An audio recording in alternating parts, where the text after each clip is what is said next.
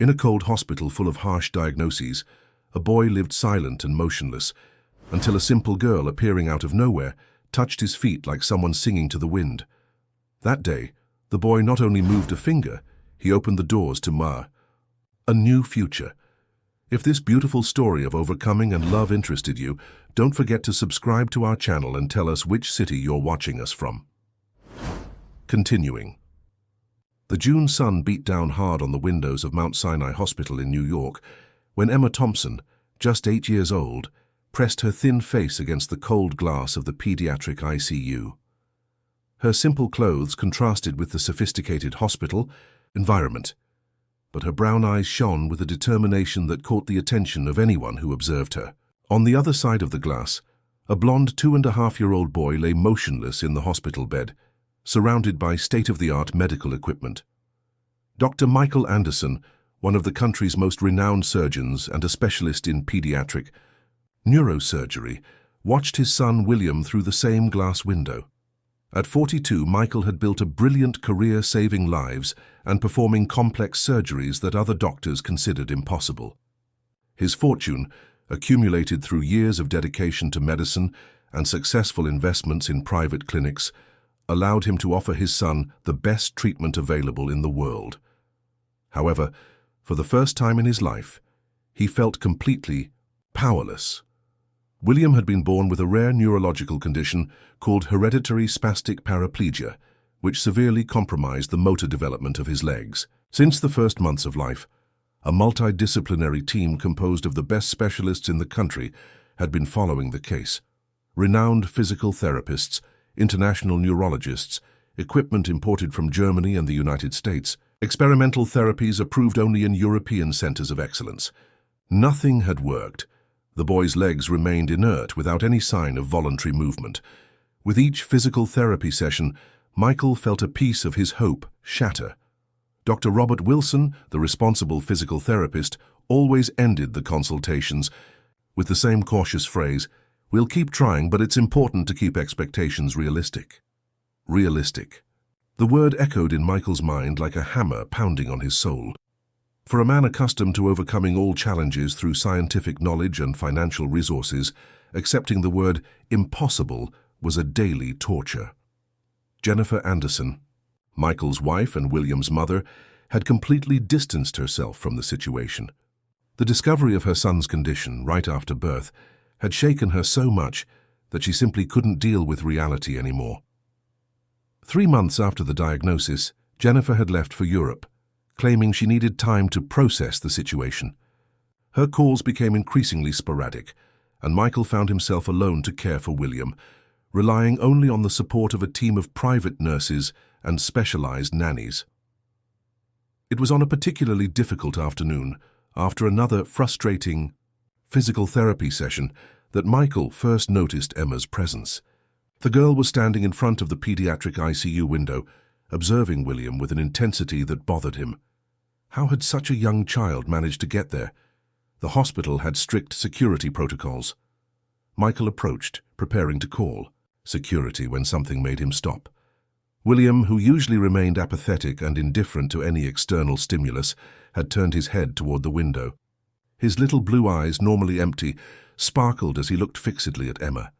It was the first genuine emotional reaction Michael had observed in his son in months. "Hello," said Emma, her small but firm voice echoing in the silent corridor. "I know how to help him." Michael frowned. "How did you get in here, little girl? Where are your parents?" "My mum works in cleaning at the hospital," replied Emma, not taking her eyes off William. "She always brings me here after school." "I know." "All the corridors?"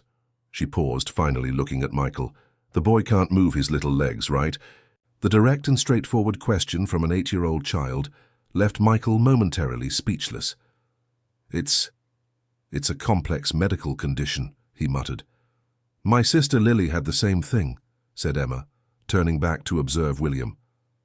"My mom learned some exercises from a physical therapist in Queens. Lily started moving her toes after a while." Michael felt his heart race. "Started moving? What do you mean?" "My mom taught me the exercises before she departed," explained Emma, using a gentle word to refer to her mother's passing. She always said that hands have healing power when used with love. Can I try with William? The question caught Michael completely off guard. Allowing an unknown child to touch his son went against all the medical protocols he knew. On the other hand, medical protocols hadn't been able to help William so far. And there was something in that girl's gaze, a premature wisdom that defied her age that made him hesitate. "You said your sister had the same condition?" asked Michael, his scientific voice wrestling with his desperate hope as a father. Emma nodded.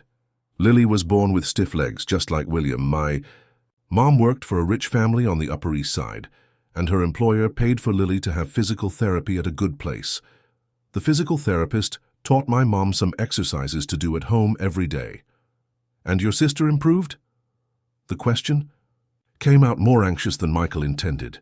She started moving her toes, then her whole foot. She managed to stand with help. Emma smiled, but there was sadness in her eyes. "Then she got sick with pneumonia and went to heaven, but for a few months she got to play with me." Michael swallowed hard. The girl's story was touching, but he needed to maintain rationality. "Emma, is that it? That's your name?" "Yes, sir." "Emma Thompson. Look, Emma, I understand you want to help, but William is under very specialized medical care. We can't simply—" "Sir," interrupted Emma, with surprising firmness for her age, "what the doctors are doing isn't working, is it? I've seen you here every day for weeks. William is still exactly the same." The girl's raw observation hit Michael like a punch to the stomach. She was right. Months of treatment with the best specialists, and William hadn't shown any significant improvement. "Please," continued Emma, placing her small hand on the glass, "let me try just today. If it doesn't work, I'll never bother you again. But what if it does?" Michael looked at his son, so small and fragile in that hospital bed. He looked at the girl before him, with her simple clothes but eyes full of determination. He looked at his own hands, hands that had saved hundreds of lives throughout his career, but that felt completely useless when it came to helping his own son.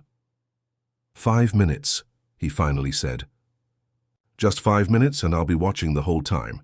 Emma's face lit up. "Thank you, sir. You won't regret it." Michael opened the door to the pediatric ICU, allowing Emma to enter. She approached William's bed with light, almost reverent steps. The boy watched her with curiosity, a more lively expression than any Michael had seen in months. "Hi, William," said Emma softly, sitting in the chair next to the bed. "I came here to make you feel better." William made a small sound, almost like an interested sigh. Michael positioned himself on the other side of the bed, watching every movement. Emma extended her small hands and began to hum a soft melody that Michael didn't recognize. Her hands moved delicately over William's feet, applying gentle but firm pressure at specific points. She alternated between small circular massages and linear movements, always accompanying with her melodious voice. "Let's wake up these little toes," she murmured, concentrating on her work. "Let's show them it's time to play." Michael watched, fascinated. Emma's movements weren't random. There was a technique behind them, an intuitive understanding of anatomy that defied her young age. She worked with the confidence of someone who had done this many times before. 5 minutes turned into 10, then 15. Michael was so absorbed observing the girl's technique that he completely forgot about the time he had stipulated. It was only when he heard a muffled sound coming from William that he realized what was happening. His son was laughing. William, who rarely showed any emotion, was giving little chuckles as Emma worked on his feet.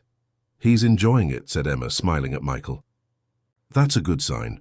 When a child relaxes, the body can respond better." "Where did you learn this?" asked Michael, genuinely impressed. "My mom always said that the body and soul are connected," explained Emma, continuing her movements. "When the soul is happy, the body can heal better. That's why I sing, to make him feel safe." Michael was about to respond when something made his world stop. William's little pinky toe on his right foot had moved, a subtle movement, almost imperceptible, but definitely voluntary. "Did you see that?" Michael whispered, his voice trembling with emotion. Emma smiled. "I felt it. He's trying to respond." She continued her exercises, slightly increasing the pressure. "Come on, William. Show your daddy you can do it." And then it happened again. Not just the pinky toe, but all the toes on William's right foot flexed slightly. Michael felt his legs go weak and had to hold onto the bedrail to keep from falling. "My God," he murmured. "My God, he's moving." Tears began to stream down the face of the renowned doctor, the man who had dedicated his entire life to healing others, but who had never been able to help his own son. There before his eyes, an 8-year-old girl was achieving something that the best specialists in the country hadn't been able to accomplish in 2.5 years of treatment. "William, my love," said Michael, his voice choked with emotion. Daddy sees you moving." Emma looked at Michael with her wise eyes and smiled. "He just needed someone who truly believed in him," she said simply. "Sometimes medicine isn't just about drugs and machines. Sometimes it's about love." In that moment, Michael Anderson knew that his life had changed forever, and that this thin girl, with her simple clothes and immense heart, had just performed the miracle he had dreamed of for so long. In the weeks that followed that first miraculous encounter, the routine at Mount Sinai Hospital had completely transformed. Michael could no longer imagine a day without Emma's presence beside William. The girl arrived every day after school, always punctual, always with the same determined smile on her face. Her mother, Sarah Thompson, had worked in the hospital's cleaning department since she was 16 and had raised Emma practically within those corridors. Sarah was a 40-year-old woman, small in stature but a giant in willpower. She had lost her husband in a construction accident when Emma was just 5 years old, and had been raising her daughter alone on the modest salary she received from the hospital. When Michael finally managed to talk to her about Emma's special abilities, Sarah seemed surprised but proud. "Dr. Anderson," she said during a conversation in the corridor, her hands still holding cleaning materials. "Emma has always been a special girl. Since she was little, she observes people with a different kind of attention. When her little sister was born with the same problem as William, Emma would spend hours watching the physical therapy sessions. She memorized every movement, every exercise." Michael had been moved to learn the complete story. Lily, Emma's younger sister, had been born premature and with the same neurological condition as William. During the baby's first years of life, Sarah had juggled between work at the hospital and her daughter's medical care. One of the wealthy families for whom Sarah did house cleaning on weekends had been touched by the situation and paid for specialized treatment for Lily. "The physical therapist who took care of Lily was very good," continued Sarah, her eyes moist. "With the memory. She taught me all the exercises to do at home with the girl. Emma was always by my side asking questions, wanting to learn. She was only 6, but she understood better than many adults." It was then that Michael learned that Lily had shown significant improvements during 8 months of treatment. The girl had begun to move her toes, then her ankles, and was almost able to stand with support when she contracted severe pneumonia. The immune system compromised by the neurological condition couldn't fight the infection, and Lily had passed, away peacefully in her sleep at the age of 2. "Emma was very shaken," explained Sarah. "But instead of staying sad, she told me she had learned everything Lily had taught her. She said that one day she would use that knowledge to help other children. I never imagined that day would come so soon." With each session with William, Emma demonstrated knowledge that impressed even the most experienced doctors. She not only reproduced the exercises she had learned by observing her sister's treatment, but also adapted the techniques to William's specific needs. Her movements were precise, directed, as if she could feel exactly where each muscle needed to be stimulated. Dr. Robert Wilson, the physical therapist in charge of the case, had initially reacted with skepticism to the girl's presence. "Michael, I know you're desperate, but we can't allow a child without medical training to interfere with the treatment," he had said during a meeting. "It's a matter of professional responsibility." However, the results were undeniable. In 3 weeks of daily sessions with Emma, William had shown more progress than in 2 years of conventional physical therapy. Not only did his toes move voluntarily, but his ankles also began to show flexibility. More importantly, William had become a visibly happier child. He babbled sounds, smiled constantly, and his eyes shone with a vivacity that Michael hadn't seen since his son's birth. Maybe, said Dr. Wilson during a private conversation with Michael. "Maybe we should document these techniques. Study exactly what she's doing that's working so well." Michael had agreed. Cameras were installed in the physical therapy room, and each of Emma's sessions with William began to be recorded and analyzed. What they discovered was surprising. The girl applied a combination of neurosensory stimulation, acupressure, and music therapy techniques that, although empirically developed, followed solid scientific principles. "It's as if she has a natural medical intuition," Dr. Wilson explained to the multidisciplinary team. "She instinctively identifies tension points, applies the right pressure, and uses music as an element of relaxation and emotional connection. It's extraordinary." Over time, Michael began to realize that Emma was becoming much more than just a therapist for William. The girl had become a constant companion, an older sister that his son had never had. She played with him, told stories, sang lullabies when he was agitated. William, in turn, had clearly become attached to the girl. He cried when she couldn't come to the hospital and calmed down instantly when he heard her voice. It was during a conversation with Sarah that Michael made a decision that would change everyone's life. "Sarah," he said during a break in her work, "I'd like to make a proposal. How about if Emma came to live with us?" The woman stopped cleaning and looked at Michael with surprise. "Live with you, doctor?" "Yes," continued Michael. "I have a big house in Westchester with more rooms than I use. Emma could have her own room, would continue studying at an excellent school in the area, and would always be close to William.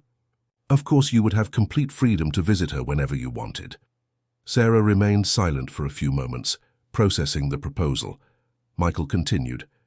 "It's not just for convenience, Sarah. Emma has become an essential part of William's recovery.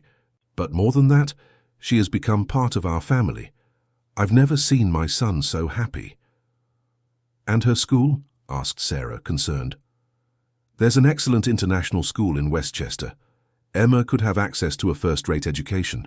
And on weekends, of course, she would be free to spend time with you whenever you wanted." Sarah looked out the corridor window, observing Emma and William in the physical therapy room. Her daughter was singing softly while massaging the boy's feet, and both seemed completely absorbed in each other. "I've always wanted the best for my daughter," she said finally. "I've never been able to offer the opportunities she deserves. If you're sure you'll take good care of her." "As if she were my own daughter," promised Michael. "Emma has already proven she has a special gift. With the right education, she can become an exceptional physical therapist. She can help hundreds of children like William." That's how, 1 month after the first meeting between Emma and William, the girl moved into the Andersons' mansion in Westchester. The house, a 3-story home with an extensive garden and swimming pool, was very different from the small apartment in Queens where Emma had grown up. Initially, she appeared shy and impressed by the size and luxury of the place. "This room, hers or mine?" she asked, when Michael showed her the room he had prepared for her. The room was larger than the entire apartment where she lived with her mother, with a twin bed, study desk, bookshelf full of books, and large windows overlooking the garden. "All yours," confirmed Michael, "and you can decorate it however you want. Tomorrow we'll go shopping so you can choose everything you like." Emma walked around the room slowly, touching each piece of furniture with reverence. "Can I put up a picture of my mom and Lily?" "Of course you can. This is your home now." Emma's adaptation was surprisingly quick. She enrolled in the International School of Westchester, and despite her accent and Queen's slang contrasting with the more formal environment of the private school, she soon won over classmates and teachers with her sharp intelligence and captivating personality. At home, Emma established a routine that worked perfectly for everyone. In the morning, before school, she did a session of exercises with William. In the afternoon, after classes, she dedicated another hour to caring for the boy. And at night, she always read him a story before bed. William had completely transformed, not just physically with increasingly coordinated leg movements, but also emotionally. He had become a happy, communicative child who babbled attempts at words and showed curiosity about everything around him. "Daddy," he said one morning, and Michael felt his heart stop. It was the first clear word William had pronounced. "He spoke," shouted Emma, running to hug the boy. "William spoke." Michael approached the bed where the two were playing, his eyes full of tears. "That's right, my love, Daddy's here." "Emma," said William then, looking at the girl with his bright blue eyes. "He's calling me Emma," she said, emotional. "That's what my mom calls me." In that moment, watching his son speak his first words, and seeing the genuine joy on Emma's face, Michael knew he had made the right decision. This brave and determined girl hadn't just helped William move. She had brought life, joy, and hope to a house that had become sad and silent. At night, when he put the two to bed, Michael often paused at the doorway just to observe. William slept peacefully, his legs now capable of unconscious movements during sleep. In the room next door, Emma studied her school books, always dedicated and determined to give her best in everything she did. For the first time in a long time, Michael felt genuinely happy. His family, which had fallen apart with Jennifer's departure, had reconstituted itself in a way he could never have imagined. And at the center of it all was an 8-year-old girl who had come into his life like an angel sent exactly when they most needed hope. 6 months after Emma's arrival in the Anderson family, Mount Sinai Hospital was experiencing an excitement that hadn't been seen in years. William's case had become a topic of discussion in all medical departments, and professionals from various specialties came to observe the physical therapy sessions conducted by the 8-year-old. "Girl!" What had started as a desperate gesture from a father had turned into a quiet revolution in methods of pediatric rehabilitation. Dr. Catherine Morgan, the hospital's medical director and one of the country's most respected pediatric neurologists, had initially resisted Emma's presence in the hospital environment.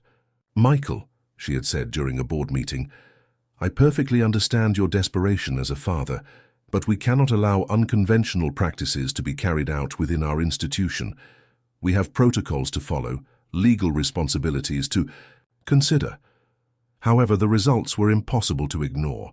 William not only moved his legs voluntarily, but had also begun to try to sit without support.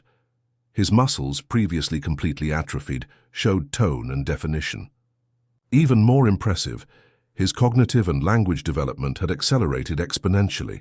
The 3-year-old boy now spoke in complete sentences, demonstrated keen intellectual curiosity, and interacted socially in a completely normal way for his age. "We need to document this case properly," said Dr. Wilson during a presentation to the medical staff. "What we are witnessing defies everything we know about rehabilitation of hereditary spastic paraplegia. The techniques applied by Emma are producing results that we cannot replicate with conventional methods." It was then that news arrived at the hospital that would change everything. Dr. Alessandro Benedetti, a renowned Italian specialist in infant neurosensory rehabilitation, had learned of the case through Brazilian colleagues he had met at international conferences.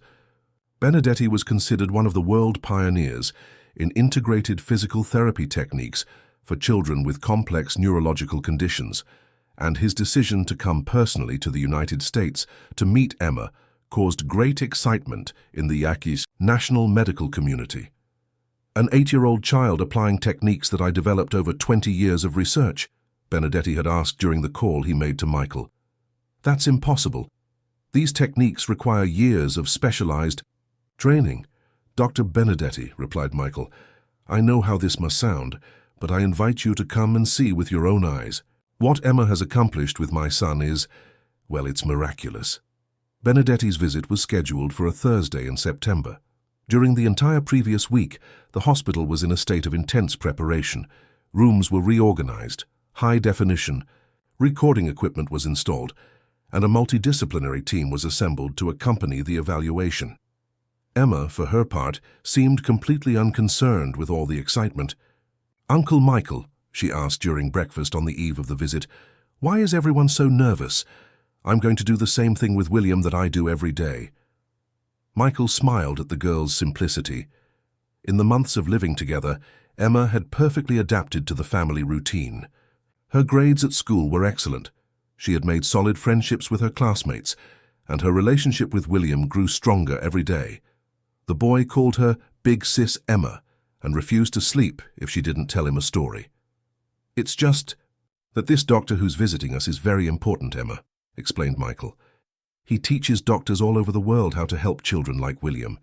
He wants to see how you work." "Oh," she said, biting a piece of toast with jelly. "He wants to learn too. That's cool. I can teach him everything my mom taught me." On Thursday morning, Dr. Alessandro Benedetti arrived at Mount Sinai Hospital, accompanied by 2 assistants and carrying state-of-the-art movement analysis equipment. He was a tall man with graying hair and small glasses, who spoke English with a strong Italian accent. His reputation preceded him, and several members of the medical team were visibly nervous in his presence. "So this is the famous Emma," said Benedetti, when he was introduced to the girl in the physical therapy room. "Pleased to meet you, young doctor." Emma laughed at the joke. "I'm not a doctor yet, sir, but one day I will be. I want to help many children like William." Benedetti knelt down to be at the girl's height. "And how did you learn to help William?" "My mom taught me," Emma replied simply. "She always said that hands have power when used with love, and I love William very much." The Italian specialist exchanged a meaningful look with Michael. "May I observe you working?" "Of course. William likes when people watch. He gets all proud." William, who was sitting in an adapted chair waiting for his daily session, clapped his little hands when he saw Emma approach. "Big sis Emma, play." "That's right. Love," she said, kissing the boy's forehead. "Today we have a special visitor. Shall we show the Italian doctor how strong you're getting?" Benedetti and his team positioned cameras and sensors around the room, while Emma prepared William for the session. She had developed a specific ritual. First, she sat on the floor and sang a soft song to relax the boy. Then, she carefully removed his shoes and socks, examining his feet with professional attention that defied her age.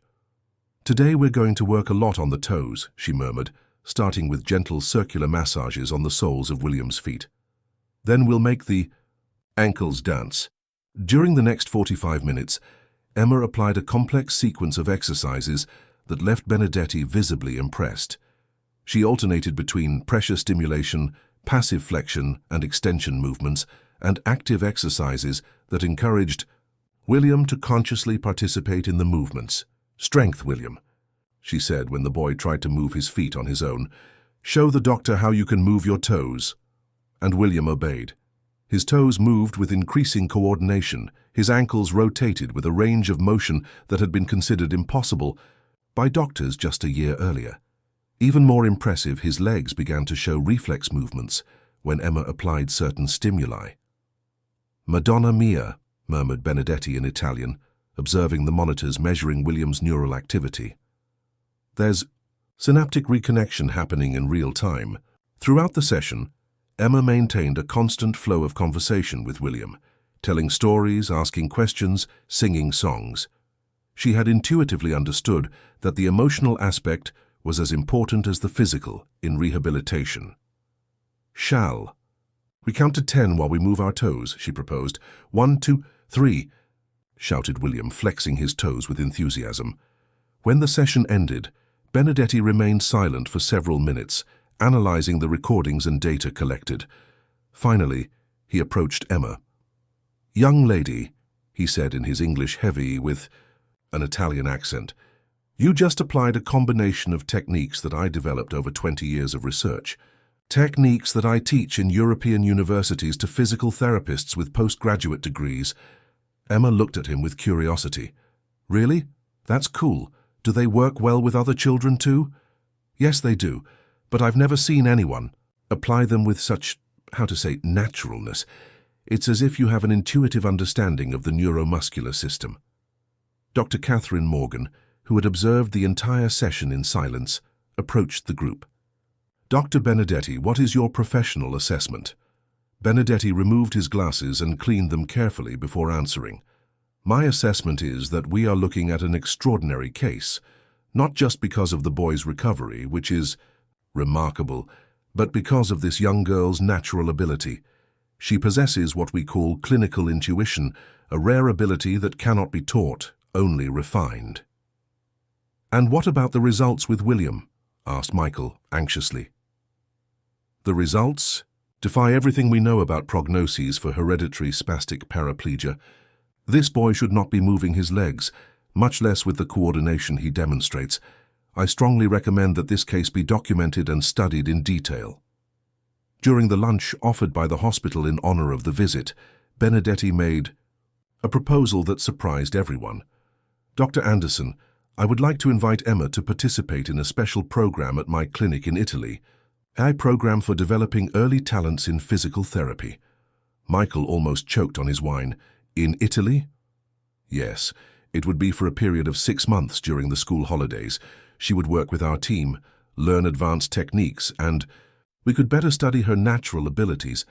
Of course, the whole family would be welcome to visit her whenever they wished." Emma, who was playing with William at a nearby table, hadn't heard the conversation. Michael looked at her, then at his son, and felt his heart tighten. The idea of separating the two children, even temporarily, seemed impossible. "I need to think," Michael finally said. "Naturally. But allow me to say one thing. Emma has a rare gift. With the proper training, she could revolutionize pediatric physical therapy. She could help hundreds of children like William." That night at home, Michael talked with Emma about Benedetti's proposal. The girl listened to everything attentively, asking occasional questions, but remained thoughtful for a long time. "Uncle Michael," she said finally, "if I go study in Italy, will I be able to help more children when I come back?" "Probably yes," replied Michael. "Dr. Benedetti is one of the best in the world in this area." "And William? Will he be okay without me?" Michael looked at his son, who was sleeping peacefully in his crib. "William is much better now. Emma, he will continue to improve even if you're not here for a few months." Emma nodded slowly. "Then I accept. But only if you promise to take very good care of him while I'm away." "I promise," said Michael, moved by the girl's maturity. "And you have to record videos of him talking so I can see how he's doing," she added. "And you have to call every day to tell me how his day went." "All of that," promised Michael, hugging the girl who had become the daughter of his heart. That night, as he put the two to bed, Michael reflected on how his life had completely changed. In less than a year, a brave girl had entered his life and not only saved his son, but also brought hope, joy, and purpose to the entire family. And now she was ready to take this special gift to the world. 2 weeks before Emma's departure for Italy, the seemingly perfect life of the Anderson family was shaken by a phone call Michael never expected to receive.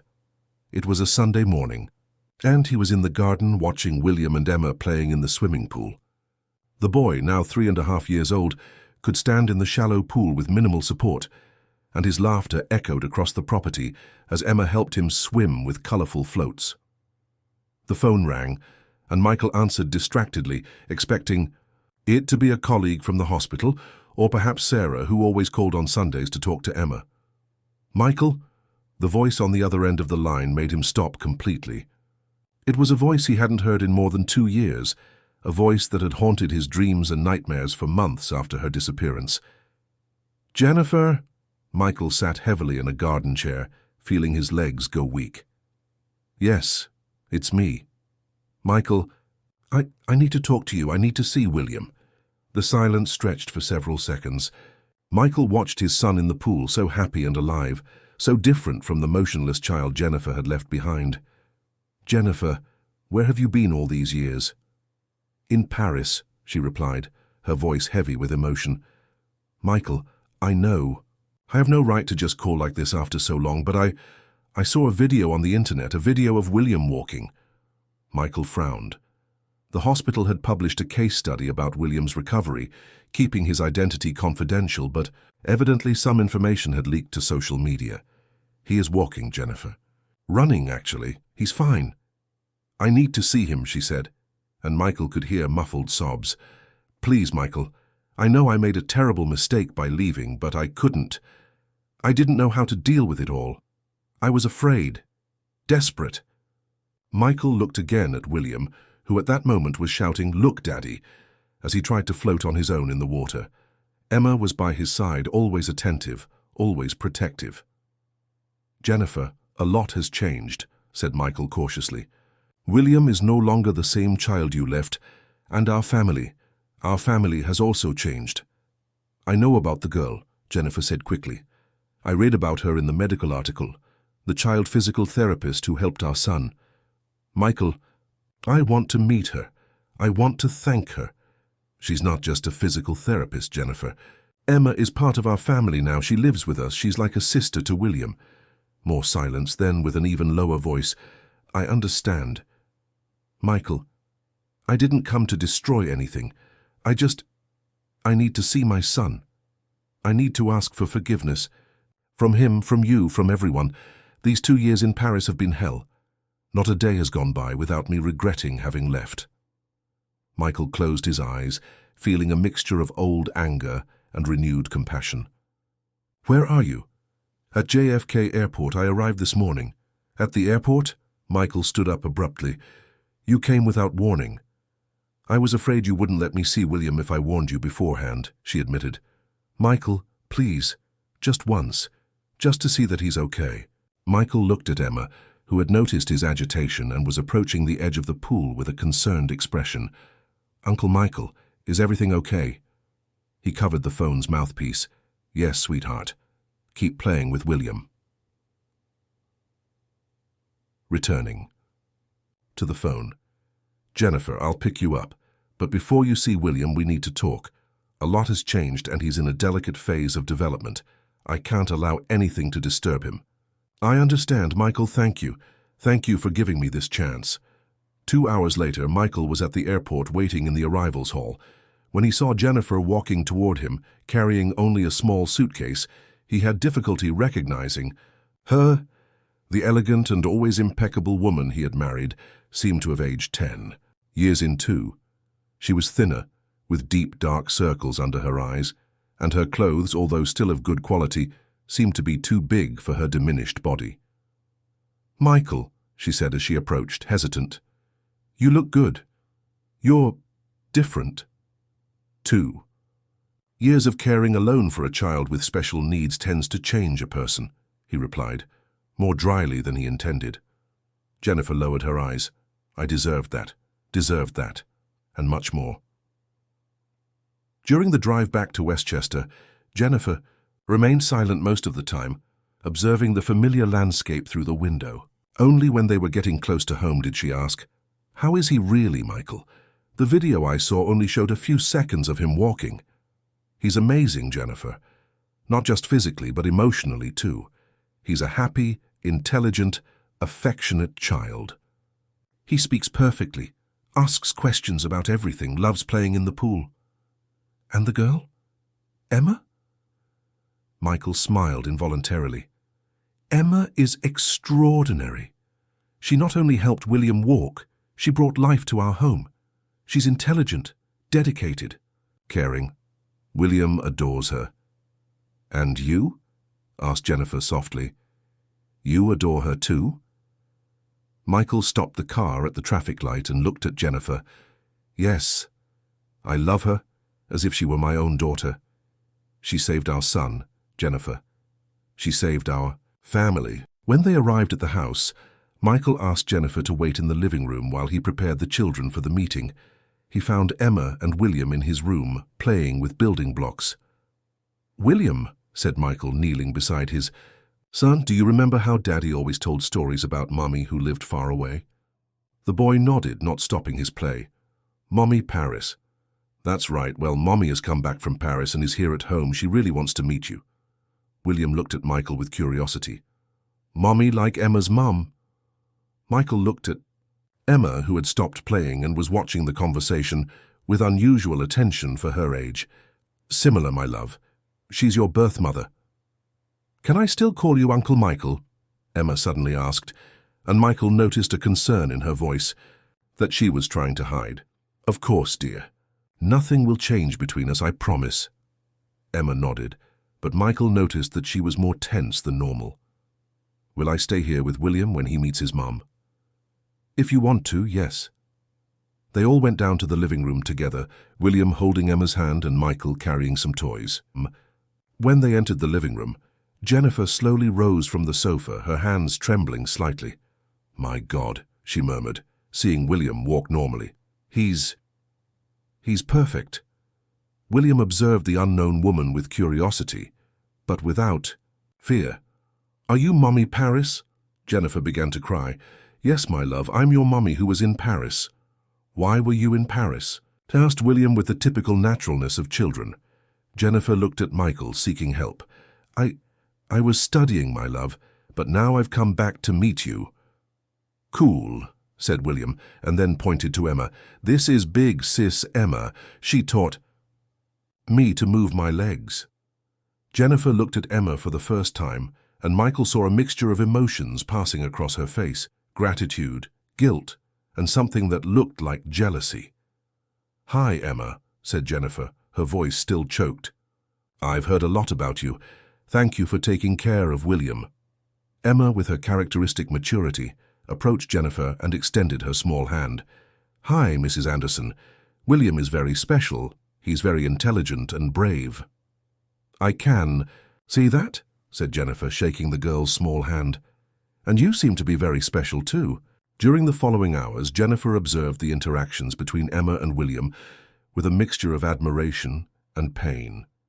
The deep bond between them was evident. William constantly sought Emma's approval, shared all his toys with her, and ran to her whenever he wanted to show some new skill. "Look, big sis Emma," he shouted when he managed to stack 10 blocks without knocking them over. "I did it." "Very good, champion," said Emma, applauding. "Now show Mrs. Anderson how you can do jumping jacks." William executed coordinated movements that would have been impossible when Jennifer left.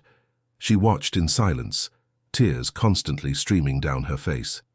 In the evening, after the children were asleep, Michael and Jennifer talked on the house porch. "I lost everything," she said, looking at the stars. "I missed his first steps, his first words, his first smiles. I lost the chance to be the mother he needed." "You can still be the mother he needs now," said Michael gently. "William is a loving child. He has room in his heart for you too." "And Emma?" asked Jennifer. "She clearly feels jealous of me. Did you notice how protective she gets when I approach him?" Michael nodded. "Emma loves William deeply. She protected him and cared for him during the most difficult times. It's natural that she feels threatened by your return." "I didn't come to take anyone out of his life," Jennifer said quickly. "I just want to be part of my son's life, even if it's a small part." "That will depend on many things, Jennifer. Mainly on how you behave with Emma. She is part of this family now, and that's non-negotiable." Jennifer nodded. "I understand. And Michael, what happens with us?" Michael looked at her directly. "With us? Jennifer, you left when I needed you most, when William needed you most. These 2 years have completely changed me. I learned to be a father on my own, learned to love unconditionally, learned what family really means. And there's no room for me in this new family?" Michael sighed. "There's room for you in William's life, if you prove you're here to stay. But between us two, that's something that needs to be rebuilt from scratch, if it can be rebuilt at all." That night, Jennifer slept in the guest room, while Michael remained awake thinking about how this unexpected return would affect the family dynamic he had worked so hard to build. In the room next door, Emma was also awake, worried about the changes that Jennifer's arrival might bring to their lives. The days that followed Jennifer's arrival were marked by a subtle but persistent tension that permeated every environment in the house. Emma, always observant, had become quieter and more protective of William. Jennifer, in turn, desperately tried to connect with the son she had left, but each attempt seemed to run into the constant presence of the girl who occupied the place. That should have been hers. It was a Tuesday morning when the situation finally reached the breaking point. Emma was in the living room doing her morning physical therapy session with William before going to school, singing softly while helping the boy with balance exercises. Jennifer came down for breakfast and stopped at the door of the living room, observing the scene with an expression that mixed admiration and pain. "William," she said, trying to participate in the moment, "do you want Mommy to help with the exercises?" The boy looked at her and then at Emma, clearly confused. "Big sis Emma always helps me before school." "I know, my love, but Mommy can learn too." Emma stopped the exercises and looked at Jennifer with her wise eyes. "Mrs. Anderson, these Exercises are very specific. If they're done wrong, they can hurt William. I can learn, insisted Jennifer, a note of irritation appearing in her voice. I am his mother. But you weren't here when he needed you, said Emma simply, without malice, just stating a fact. The silence that followed was charged with tension. Jennifer felt as if she had been slapped in the face, and Emma immediately realized she had said something that hurt. I didn't mean to be mean, she said quickly. It's just that I'm afraid someone might hurt William without meaning to. Emma, said Jennifer, trying to control her voice, I would never hurt my own son. But you already hurt him, replied Emma, still with that brutal honesty of children. When you left, he cried a lot, Uncle Michael told me. Uncle Michael. At that moment, Michael appeared in the living room, returning from his morning run, and immediately sensed the tension in the air. What's going on here? Big sis Emma is afraid of me, said William, going to hug Emma. Don't be afraid, Big. Sis, Mommy Paris is nice. Michael looked from one to the other, immediately understanding the situation. Emma, go get ready for school. I'll finish the exercises with William today. After Emma left, Michael turned to Jennifer. You need to understand her position, Jennifer. Emma took care of William when he was most vulnerable. It's natural that she feels protective. And I need to understand, exploded Jennifer. Michael, I am his mother. That girl acts as if she owns him. That girl saved our son, replied Michael firmly. And if you can't accept that and respect her, then maybe you should go back to Paris. The discussion was interrupted by William, who started to cry. Don't fight, he shouted. I don't want anyone to go away. Michael and Jennifer immediately calmed down, both kneeling beside the boy to console him. Nobody's going away, my love, said Michael. Daddy and Mommy are just talking. Promise? Asked William between sobs. We promise, said Jennifer, kissing her son's forehead. Later that day, after Michael took William for a routine checkup at the hospital, Jennifer and Emma were alone in the house for the first time. The tension was palpable when Emma returned from school and found Jennifer in the kitchen preparing a snack. Emma, said Jennifer, trying a conciliatory tone, can we talk? The girl nodded, sitting at the kitchen table with her backpack still on her back. I know you see me as a threat, began Jennifer, and I understand why. You took care of William when I wasn't here. Emma remained silent, watching Jennifer attentively. But you need to understand that I never wanted to leave, continued Jennifer. When I found out about William's condition, when I saw that he wasn't improving despite all the money and all the doctors, I panicked. I didn't know how to be a mother to a special child. But William isn't special because he has problems with his legs, Emma finally said.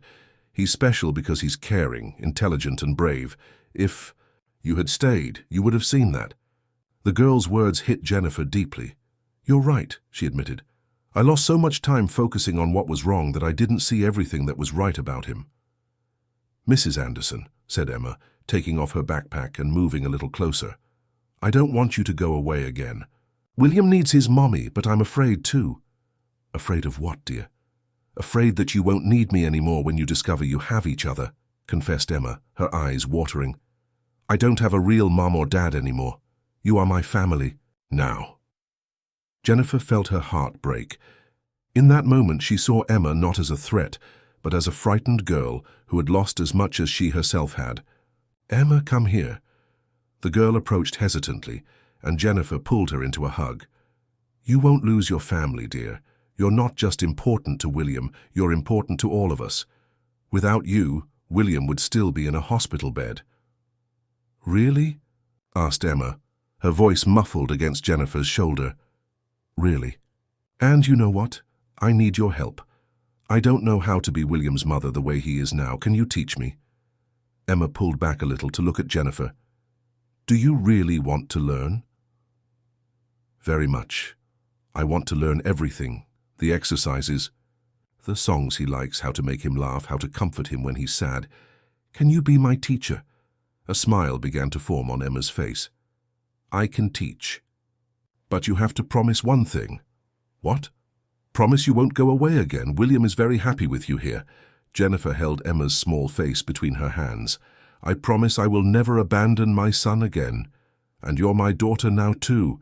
You know? If you want, of course." "I want to," said Emma, finally smiling completely. At that moment, they heard the front door opening and William's animated voice echoing down the hallway. "Where's big sis, Emma? Where's Mommy Paris?" The two looked at each other and laughed. "Shall we tell him that we're a real family now?" asked Emma. "Let's," agreed Jennifer. When Michael and William entered the kitchen, they found Jennifer and Emma side by side, preparing the boys' favorite snack. The change in the atmosphere was palpable. "Daddy!" shouted William, running to Michael. "Mommy Paris and big sis Emma are friends now." Michael looked surprised at the two women in his life, immediately noticing the change in the environment. "Really?" "Yes," said Emma, approaching with a genuine smile. "Mrs. Anderson is going to learn William's exercises with me. We're going to be a team." "A medical team," added William, clapping his hands. Michael felt a wave of relief and emotion. For weeks he had feared that Jennifer's return would destroy the harmony he had achieved with so much effort. Seeing the two most important people in William's life finally uniting for the boy's sake was more than he dared hope for. "That's good," he said, hugging his son. "And how did it go at the doctor's today?" "Dr. Wilson said my legs are super strong," William announced proudly, "and that I can start playing soccer when I get bigger." "Soccer?" asked Jennifer, amazed. "It's true," confirmed Michael. "Dr. Wilson said there are no more physical limitations. William can practice any activity that a normal child his age practices." Emma and Jennifer exchanged an emotional look. "Did you hear, William?" said Emma. "You can be a soccer player if you want." "Or a doctor like Daddy," said William. "Or an exercise teacher like big sis Emma." "Or all of that together," laughed Jennifer, kissing her son's head. That night, during dinner, Jennifer made an announcement that surprised Michael. "I've decided to look for an apartment nearby," she said. "I want to stay in New York, close to William, but I also want to respect the space of the family you've built." "You don't need to," said Michael gently. "This house is big. You can stay in the guest room while you decide what you want to do with your life. Are you sure I don't want to get in the way?" "Mrs. Anderson," interrupted Emma, "William is very happy when you're here, and I like having you around too. You can teach me things I don't know." "Like what?" asked Jennifer, curious. "Like cooking. I only know how to make sandwiches, and how to make pretty hair like yours, and how to speak French since you lived in Paris." Jennifer smiled, feeling useful for the first time in years. "I would love to teach you all that. And I can teach you William's exercises," added Emma, "and how to make him stop crying when he has nightmares, and the songs he likes best." Michael observed the exchange between them with a full heart. The family that had fallen apart was rebuilding itself in an even stronger and more beautiful way. 2 weeks later, the day of Emma's departure for Italy arrived. The girl had carefully packed her suitcase, including family photos, some small toys of William's to remind her of home, and a little notebook where she had written down all the boys' favorite songs and exercises. 6 months go by quickly," said Michael on the way to the airport, trying to sound optimistic despite the tightness in his chest. "And we'll video call every week," added Jennifer, who had insisted on accompanying them to the airport. "Every day," corrected William from the back seat. "I want to see big sis Emma every day." "Every day might be difficult because of the time difference, my love," Emma explained patiently, "but I'll send a photo every day showing what I'm learning." At the airport, at the time of farewell, William clung to Emma and began to cry. "I don't want big sis Emma to go away." "I'll come back, I promise," said Emma, also crying. "And when I come back, I'll know even more ways to help you get strong." "And you'll be able to help other children too," said Jennifer, kneeling beside the two. "Emma will be the most special physical therapist in the whole world." "Will you take good care of William for me?" Emma asked Jennifer. "I promise, and you study hard to come back even smarter." "And you, Uncle Michael," said Emma, hugging him tightly. "Thank you for giving me a family." "Thank you for saving my son," replied Michael, his voice breaking, "and for saving our family." When Emma finally passed through the boarding gate, waving until she disappeared from view, the three remained silent for a moment. "We're going to miss her a lot," said Jennifer, holding William's hand. "But she'll come back," said the boy with the absolute confidence of children. Big sis Emma always comes back. On the way home, Michael reflected on how his life had completely transformed in less than 2 years. From a lonely and desperate man, he had become the father of 2 extraordinary children and had found a new form of love with the woman he thought he had lost forever. "Michael," said Jennifer softly as William slept in the back seat, "thank you for giving me a second chance." "Thank you for coming back," he replied, "for having the courage to come back and fight for our family." "Now we're a real family," murmured William from the back seat, still half asleep. "Daddy, Mummy Paris, me and big sis Emma far away but in our hearts." Michael and Jennifer looked at each other and smiled. Yes, now they were a real family. A family that had gone through storms, separated and reunited, but had emerged stronger and more united than ever. And in 6 months, when Emma returned from Italy with even more knowledge and experience, this family would be complete again. A family built not just by blood ties, but by love, dedication, and the unwavering belief that together they could overcome any challenge that life presented. 6 months later, JFK Airport was busy on a March afternoon when Michael, Jennifer, and William anxiously waited in the arrivals hall. William, now 4 years old, jumped impatiently holding a colorful sign he had made with his parents' help. "Welcome home, big sis Emma." "Do you think she's changed a lot?" William asked for the 10th time that afternoon. "I'm sure she's still our Emma," replied Jennifer, smoothing her son's hair. In the last few months, she had become a dedicated and present mother, learning not only the physical therapy exercises that Emma had taught, but also discovering who William really was, a brilliant, curious, and energetic child. During Emma's months of absence, much had changed in the Anderson family. Jennifer had decided to go back to work, but this time in something that made sense with her new perspective on life. She had trained as a family therapist and was specializing in child psychology, inspired by William's recovery journey. Michael, in turn, had used his son's case to develop an innovative program at Mount Sinai Hospital, the Integrated Rehabilitation Program, which combined conventional medical techniques with more humanized and emotionally connected therapeutic approaches. The program had already helped dozens of children with conditions similar to William's. "There she is!" William suddenly shouted, pointing to the arrival gate. Emma appeared carrying a suitcase and a radiant smile on her face. At 9 years old, she was visibly taller and more mature, but her eyes still shone with the same determination and sweetness as always. When she saw the family waiting for her, she began to run. "William, Uncle Michael, Mrs. Anderson," she shouted, dropping her suitcase and throwing herself into the arms of the boy who ran to meet her. "Big sis Emma, big sis Emma, you really came back," repeated William between laughs and tears of joy. Michael and Jennifer approached, and soon the 4 were united in a group hug that attracted curious looks and smiles from other travelers at the airport. "How you've grown," said Jennifer, admiring Emma, "and how beautiful you are. And you, Mrs. Anderson, are different too." "Happier," observed Emma with her characteristic perceptiveness. During the drive back home, Emma told about her months in Italy. She had studied at a renowned clinic in Rome, working with Dr. Benedetti and his team. She had learned advanced physical therapy techniques, studied basic neuroscience, and had even begun to teach university students interested in her innovative approaches. "Dr. Benedetti said I have a very rare gift," she recounted proudly. "He called me Piccola Dottoressa, little doctor." "And did you help other children there?" asked William. "Yes, I did. I met a boy named Marco who had the same problem as you. I taught him the exercises we did together, and he's already managing to move his toes. Just like me," said William excitedly. "Will he be able to walk too?"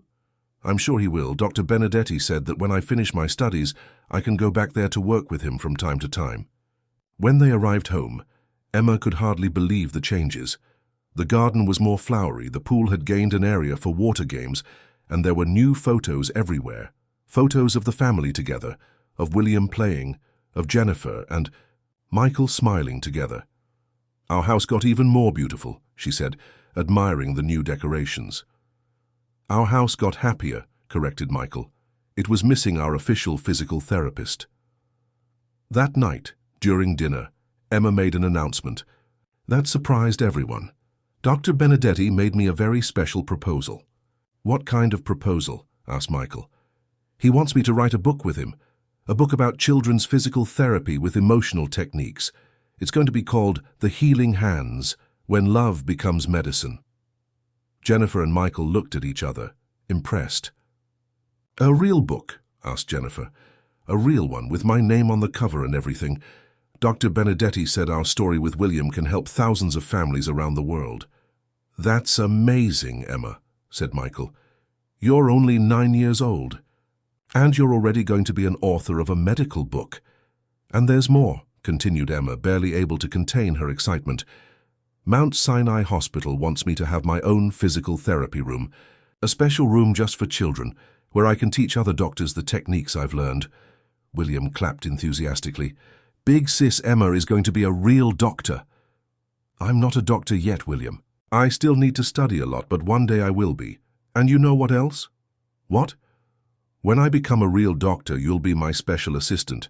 You'll help other children not to be afraid of the exercises, telling them how you became strong and brave. William's eyes sparkled. I can do that. I can tell them it doesn't hurt at all and that it's even fun.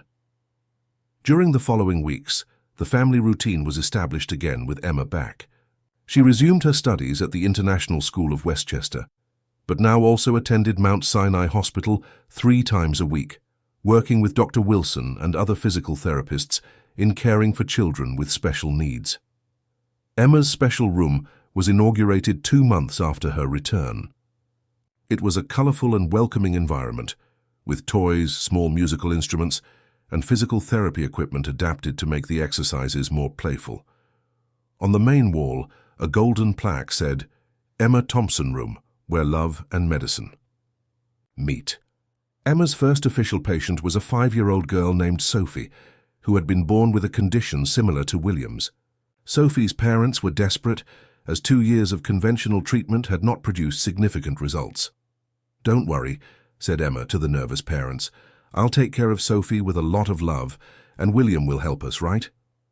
William, who had officially become Emma's motivational assistant, nodded seriously. I'll tell Sophie that she'll be able to walk just like me. During the first session, Emma worked with Sophie using the same techniques she had applied with William years before: soft music, gentle massages, loving conversations, and exercises disguised as games. William stayed by her side, telling his own story and encouraging Sophie. I couldn't move my legs either when I was little, he said to Sophie. But big sis Emma taught me, and now I run, swim, and play just like any child.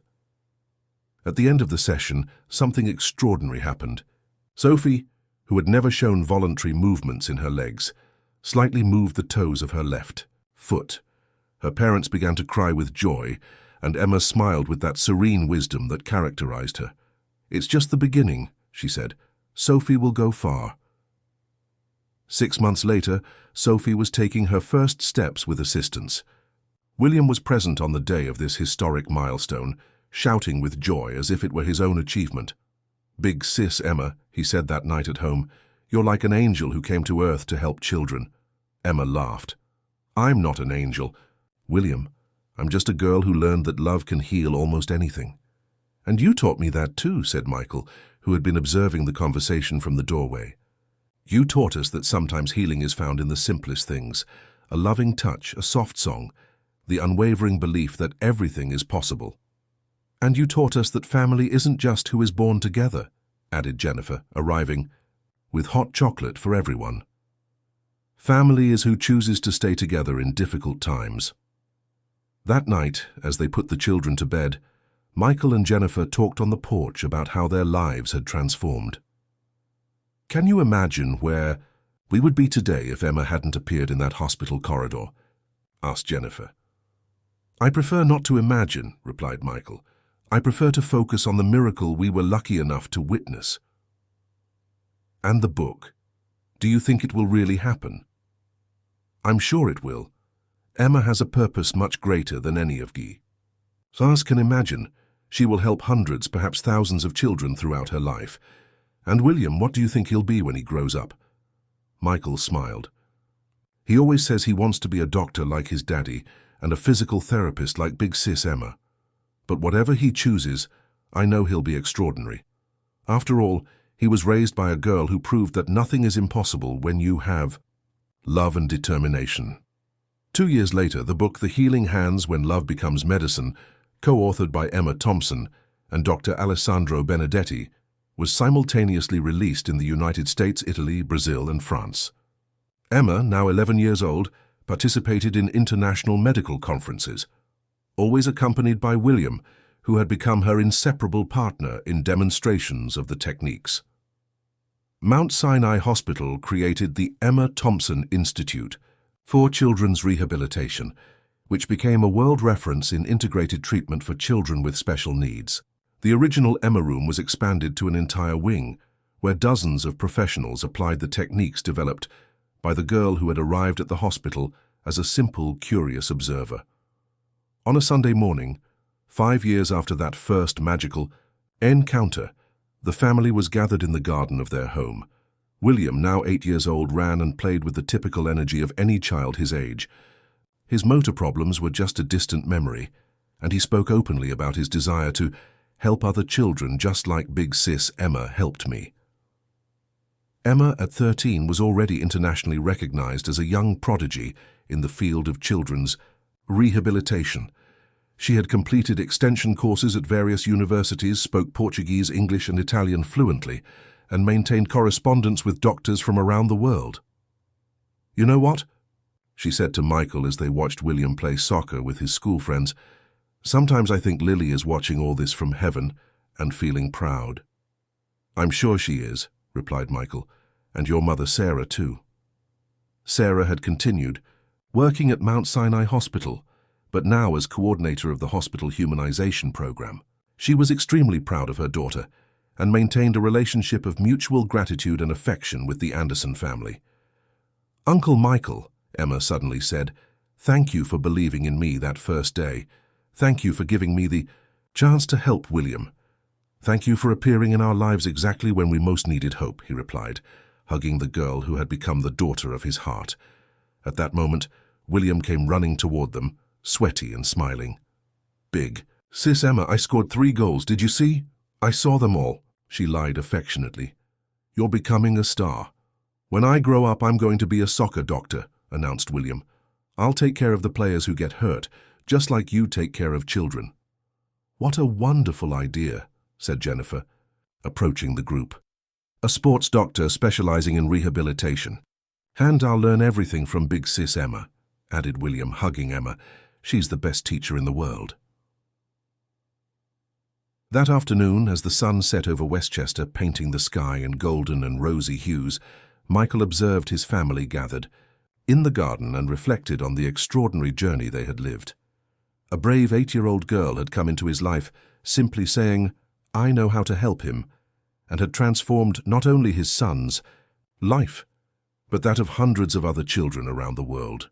Sometimes, he thought, the greatest miracles don't come from the places we expect. Sometimes they arrive disguised as a thin child, with simple clothes and an immense heart, willing to believe in the impossible when everyone else has given up.